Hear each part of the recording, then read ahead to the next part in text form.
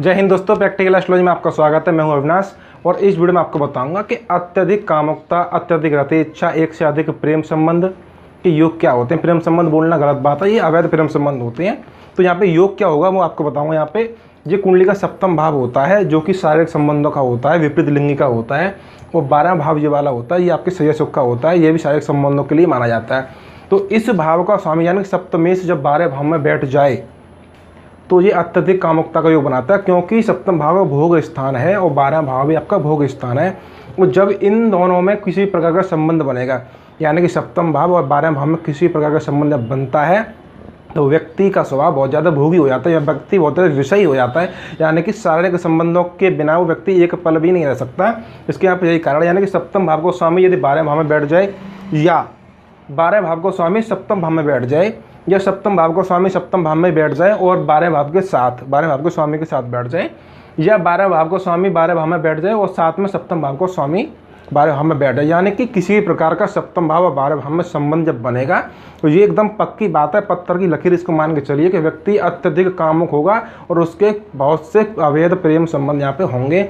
और इन योगों में यदि पंचम भाव का स्वामी भी शामिल हो जाए तो ये योग और ज़्यादा गहरा और ज़्यादा पक्का हो जाता है, क्योंकि पंचम भाव आपके मनोरंजन का होता है, प्रेम संबंधों का ही मान के चलिए इसको। तो यहाँ पे ये मैंने आपको ये वाला पक्का वाला योग है, सप्तम भाव और 12वें भाव का यहाँ पे किसी प्रकार का संबंध। तो ये पहली यहाँ पे मैंने एक योग बता दिया।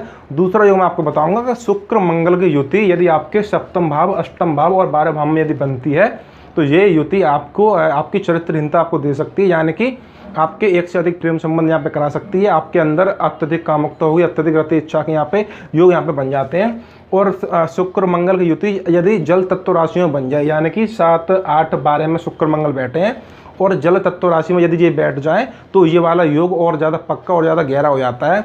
ये दो मैंने आपको योग बता दिए, इनमें कोई संदेह वाली बात नहीं है। ये किसी कुंडली में योग बनते हैं तो उनको परिणाम आपको मिलना ही है, मिलना ही है और मिलना ही है। और तीसरा वाला योग ये होता है कि यदि यहाँ पे आपकी लगन कुंडली में ये शुक्र लगन आपकी शुक्र की हो या तुला की हो, या शुक्र या स्वामी होगी लगनेश की, यानी कि वृष लगन हो या तुला लगन हो, और आपका नवांश यदि शनि का निकल आता है, नवांश कुंडली यदि आपकी शनि का नवांश निकलता है लगन में, नवांश कुंडली में यदि आपकी शनि की राशि उदय होती है तो यहाँ पे भी आपका योग बन जाता है अत्यधिक कामुकता का।